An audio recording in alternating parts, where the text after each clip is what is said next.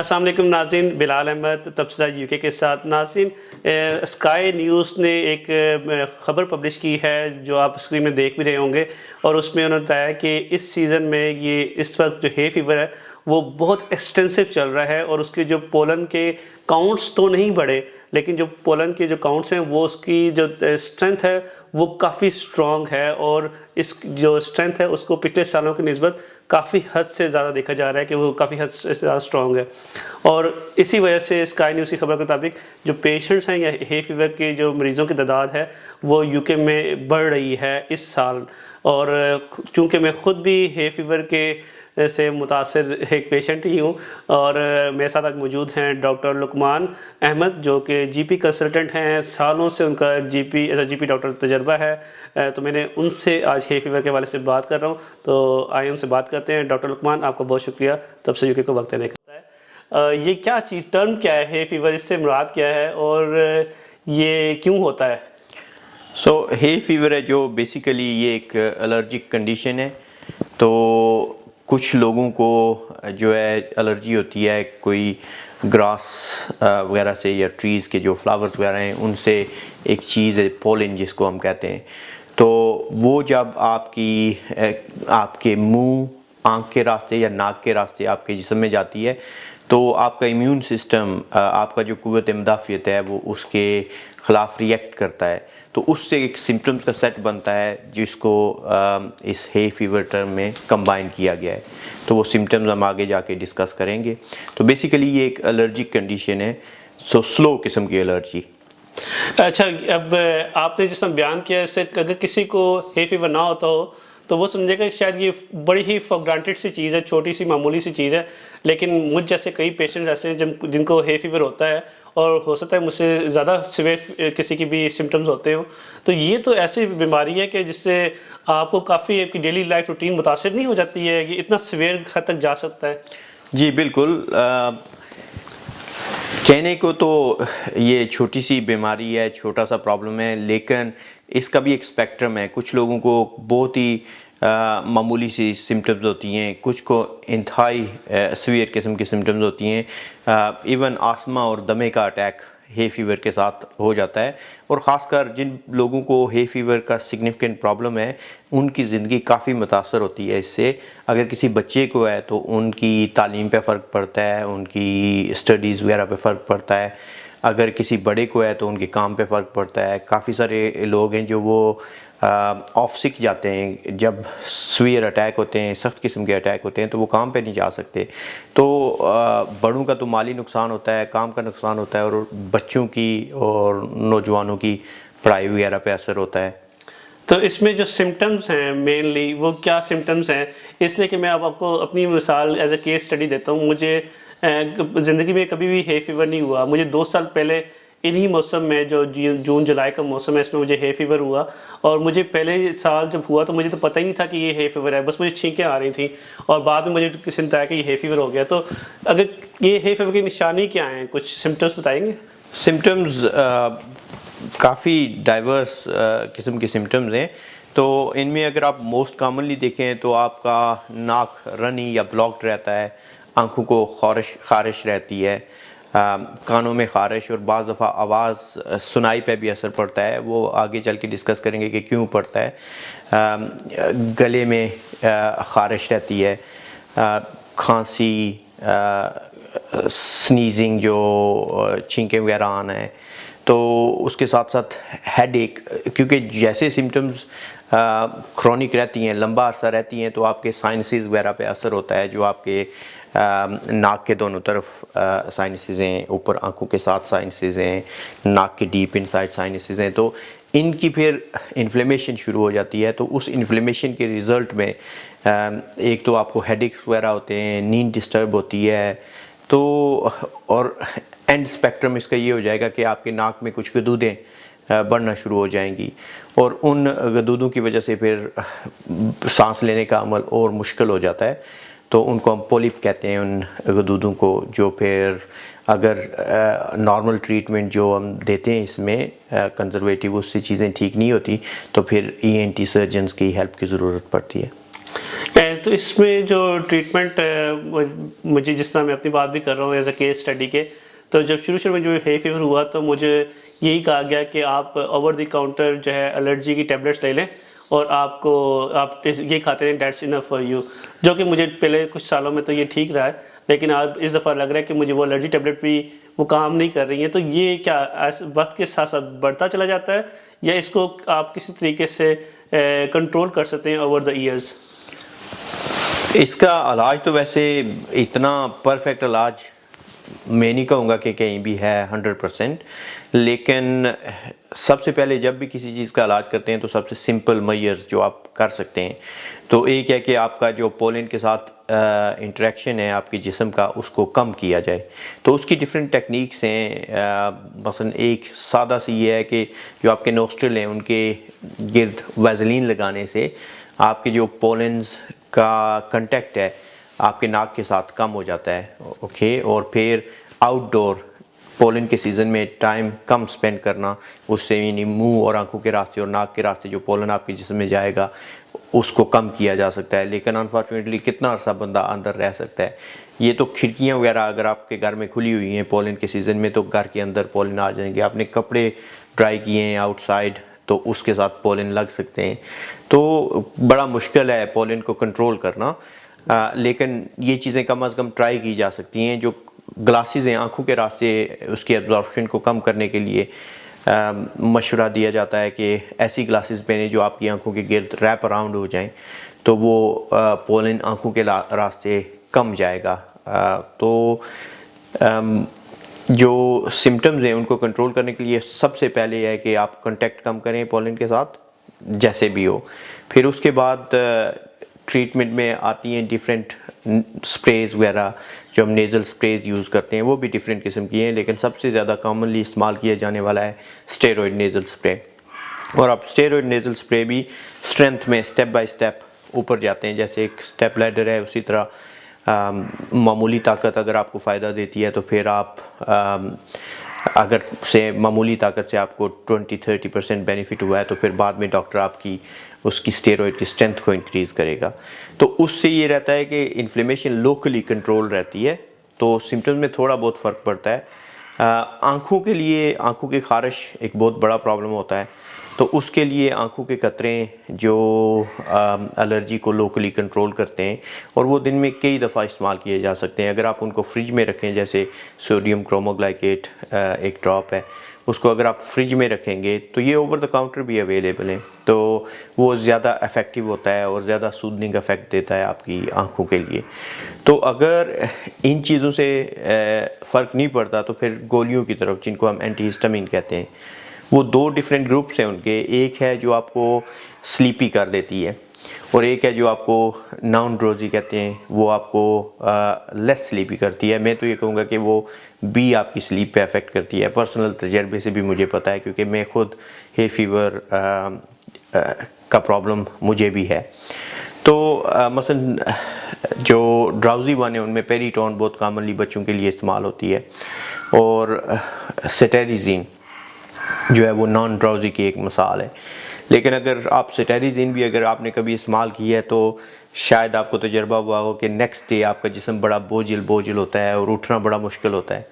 तो एंटीहिस्टामिन आप इस्तेमाल करें ऑन द टॉप ऑफ जो टॉपिकल आपको बताया है कि नेज़ल स्प्रे और आंखों के कतरे, लेकिन उसके लिए बेहतर है कि आप ऑन एंड ऑफ इस्तेमाल करें, लगातार इस्तेमाल ना करें, तो वो आपके लिए बेहतर है।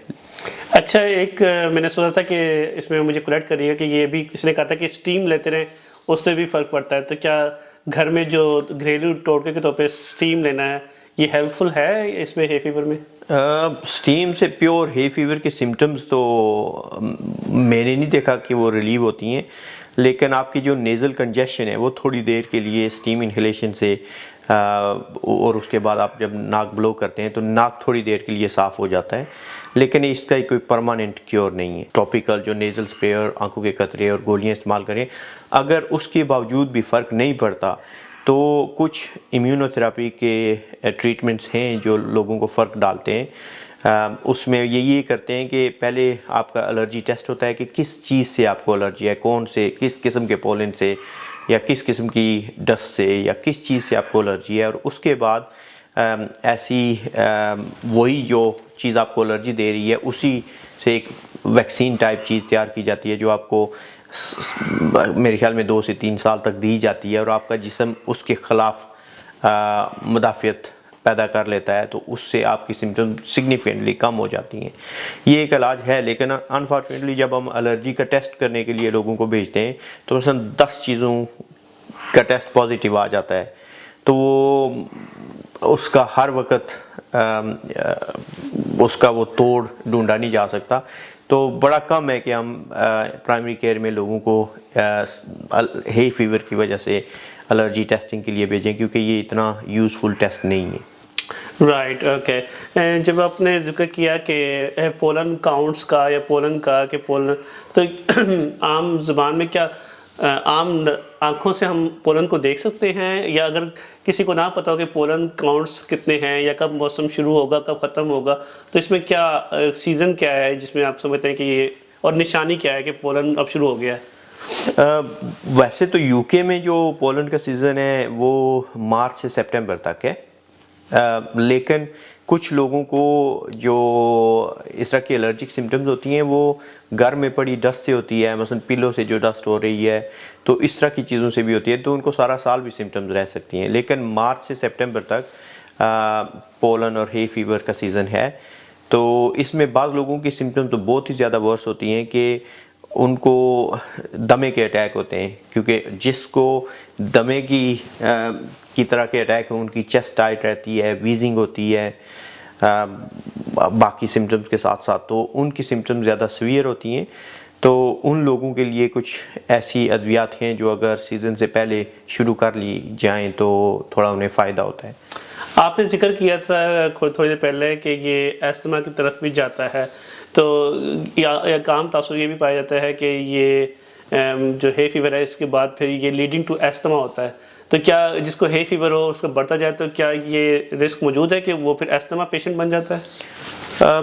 सीजनल आस्मा कई लोगों को मैंने देखा है जिनको हे फीवर है, उनको सीजनल आस्मा टाइप सिम्टम्स होती हैं, लेकिन ये जो आस्मा जो हे फीवर और एक्जिमा है, आपको पता है ड्राई स्किन कंडीशन है, इस तरह की कंडीशन है जो ये बंदे को टुवर्ड्स हाई प्रोबेबिलिटी के ज़्यादा चांसेस होंगे कि वो बंदा जिसको हे फीवर है, जिसको एक्जिमा है, उनके ज़्यादा चांसेस हैं आस्मा डेवलप करने के, लेकिन हर हे फीवर वाले को आस्मा डेवलप नहीं होता। कोई ये समझे कि नेज़ल स्प्रे इधर दिया तो कल फ़र्क पड़ जाएगा, आज दिया है तो नहीं, उसको कोई तकरीबन 2-3 हफ्ते लगते हैं, 3 हफ्ते में कहूँगा मिनिमम, तो लगातार इस्तेमाल करने चाहिए। तो इस्तेमाल करने का भी तरीका है कि आप जब भी नेज़ल स्प्रे इस्तेमाल करें उसको आउटर वॉल है जो आपके नाक की उसकी तरफ पॉइंट किया हो, इस दीवार पे स्प्रे करेंगे तो उसका असर होगा।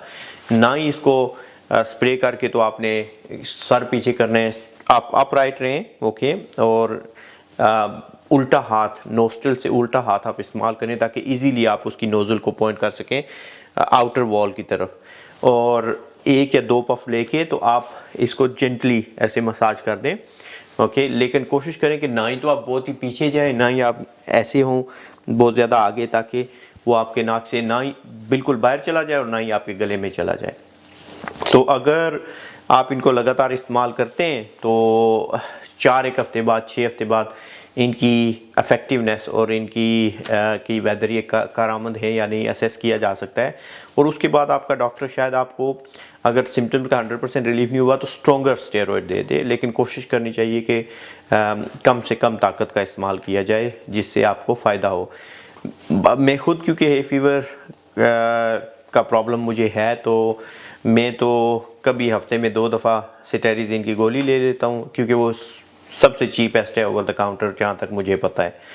तो सिटेरिज़िन की 10 मिलीग्राम की गोली ले ली, और 1-2 दफ़ा हफ्ते में ज़रूरत पड़ती है, और कतरे हैं जो वो मैं फ्रीक्वेंटली इस्तेमाल करता हूँ, लेकिन छोटे जो बच्चे हैं बाज़ 10 से 12 साल के, वो कतरों को पसंद नहीं करते क्योंकि उसके बाद भी आंखों को थोड़ी सी खारिश लगती है। तो कतरे फ्रिज में रख के, मेरा पर्सनल एक्सपीरियंस है कि बहुत ही अच्छा काम करते हैं। और उसके अलावा इम्यूनोथेरेपी वगैरह, जैसे मैंने कहा कि हम इधर इतना रेफ़र नहीं करते, लेकिन अगर किसी की हद से ज़्यादा ज़िंदगी मुतासर है तो उसको करते हैं। लेकिन आज तक मेरा एक भी मरीज़ नहीं है जिसने आके कहा हो कि उसकी सिम्टम्स 100% ठीक हो गई हैं। शुक्रिया डॉक्टर साहब। एक सवाल मेरे जहन में आया है, वो ये कि अगर किसी को हे फीवर है तो और उसका हे फीवर का वो शिकार हो गया है, तो क्या इसका मतलब ये है कि उसका इम्यून सिस्टम कदरे वीक है? मैं इसलिए आपसे सवाल करूँ कि कोविड के बाद जो है हम इम्यून सिस्टम पे बहुत ज़्यादा बात करते हैं, तो क्या ये एक निशानी है इम्यून सिस्टम वीक होने की कि वो हे फीवर उसको बर्दाश्त नहीं कर पा रहा? नहीं, असल में आपका जो इम्यून सिस्टम है वो जितना स्ट्रॉन्ग होगा उतना ही चीज़ों पर रिएक्ट ज़्यादा करेगा, ठीक है। तो ये इम्यून सिस्टम के कमज़ोर होने की निशानी नहीं है। हे फीवर की सिम्टम्स जैसे जैसे वर्स होती हैं, तो सिंपल से आपने शुरू किया है, जैसे रनी नोज़, ब्लॉक नोज़, आँखों को ख़ारिश, आँखों से पानी, क्योंकि आँखों से एक डक्ट जाती है, नोज़ में जाती है, तो एलर्जी की वजह से जो सोजिश होती है उन डक्ट्स में, तो वो ब्लॉक कर देती है। आँख से जो डक्ट नाक में ड्रेन करती है, एक्सेस लिक्विड है जो, तो फिर बंद होने की वजह से आँखों से आंसू वगैरह बहना शुरू हो जाते हैं, जलन होती है आँखों की। और इसी तरह की एक ट्यूब है जो गले से कान में जाती है, यूस्टेशियन ट्यूब कहते हैं उसे, तो वो जैसे एक वेंटिलेशन ट्यूब है। तो यही जो कंजेशन है, नाक और नाक के पीछे जब कंजेशन होती है तो उसमें थोड़ा सा इन्फ्लेमेशन और फ्लूइड बिल्डअप हो जाता है, सोजिश हो जाती है उसकी, तो उसकी वजह से फिर कानों पे असर होना शुरू हो जाता है कि आपको आवाज़ ऐसे लगती है जैसे मफल्ड है, जैसे हवाई जहाज़ डिसेंट पे जाता है ना, तो जो कैफियत आती है उसी तरह की कैफियत डेवलप होती है। तो उससे फिर आपकी सुनाई पे थोड़ा सा फ़र्क पड़ता है, कानों में डिफरेंट किस्म के शोर सुनाई दे सकते हैं, और फिर कानों में दर्द भी हो सकता है, दोनों कानों में या एक में दर्द भी हो सकता है। लेकिन जब आप हे फीवर का इलाज करें तो इन सिम्टम पे फ़र्क पड़ता है।